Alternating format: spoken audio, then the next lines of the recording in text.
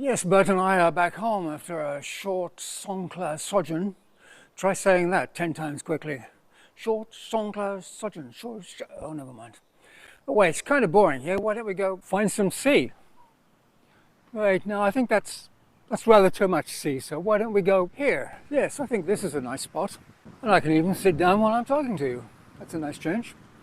So we're not quite done with the province of Songkhla yet. There's a few places where I didn't get enough video to make a full-size episode. So I'm just going to include some snippets in this video so you can see the places that you missed. And unfortunately, for a variety of reasons, I didn't make as many videos while I was there as I planned to do. Some places were way too busy. I remember I went to one place and 3 busloads of tourists had just arrived and you could hardly see the place for people. Other places turned out to be closed when I wasn't expecting them to be.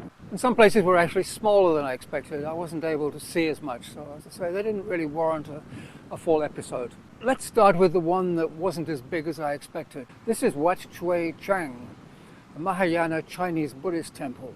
It's quite new because the original temple was severely damaged by flooding in 1988 and eventually had to be demolished and rebuilt. It's in Hat Yai city, which is about 30 kilometers to the west of Songkhla city, but still in Songkhla province. It's unusual in that it has Chinese, Thai and Tibetan religious images inside, including Guanyin, Avalokiteshvara and the Buddha. Its most striking feature is the many porcelain murals that you'll find inside, actually and outside too, all the way down the wall. It advertises itself as a 5-story building, which in fact it is.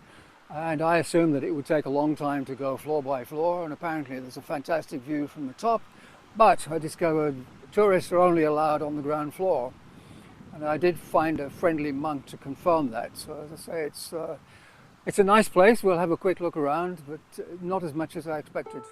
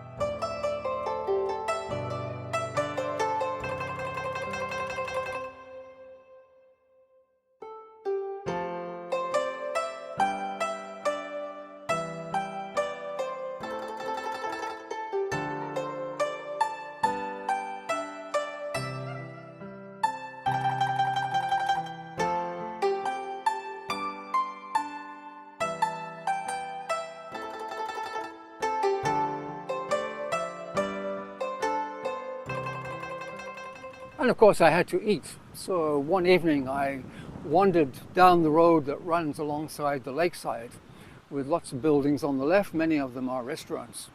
And I went as far down as something called Café de Sea. I assume they call it that because when you get out the back you can see the sea. Like most of the lakeside buildings, it's very narrow, very thin, going out towards the sea. So you have to wander in through a kind of reception, and that takes you past the kitchen, and eventually you come out to their rear patio where you can choose a table overlooking the lake, and if you're lucky you catch a sunset. And of course the beer is cold.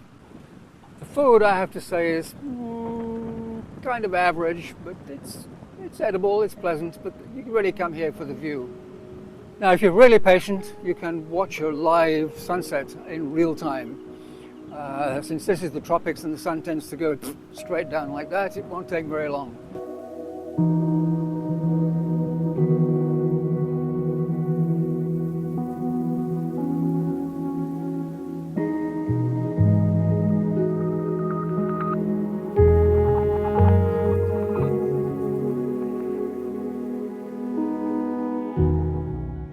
Then there was Wat Khao Kao Saen, which roughly translates to 900,000 hill temple. The 900,000 bit I'll come back to in a minute. The Wat is actually nothing special. The reason you would go up there, you climb up all the steps and you have a fantastic sea view in both directions. However, the steps and the beach view were very much off limits. A very strong gate keeping them closed. I have no idea why. Perhaps they're planning on renovating the place. So that kind of spoiled that bit of the trip. However, just down below the parking lot, there's some very interesting stones. And they've very kindly built a wooden walkway so that you can get down to the tiny beach. I can show you some photos, but these are from an earlier visit. And this is actually where the 900,000 figure comes in, because someone started a rumor that underneath one of the stones was buried 900,000 baht. I kind of think that if anybody believed that was true, then by now all of the stones would have been tipped into the sea. So we have to assume that's just a rumor.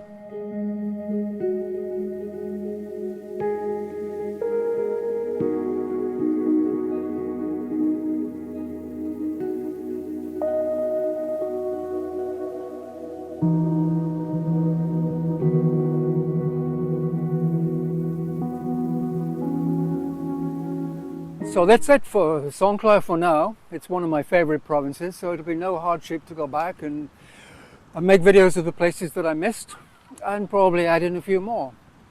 That won't be any time soon, because in a few weeks' time I have to go up north to Chonburi province, and that's kind of long way north and round the Gulf, top of the Gulf of Thailand below Bangkok. That's if I'm looking at the map. If you're looking at the map, it will go the other way, like that, around here. And along the way, videos will be made, of course, so if you haven't subscribed, you're going to miss them. So why not do it right now? In the meantime, it's goodbye from Bert, and it's goodbye from me. Goodbye. About 30 kilometers to the west. Yeah, that's your way. 30 kilometers, that's rubbish. We'll start that again. Including Guan Yin and the one I can't say. Holy crap! Its striking feature is the there's absolutely lots of them, you wouldn't believe it. Like most of the lakeside buildings.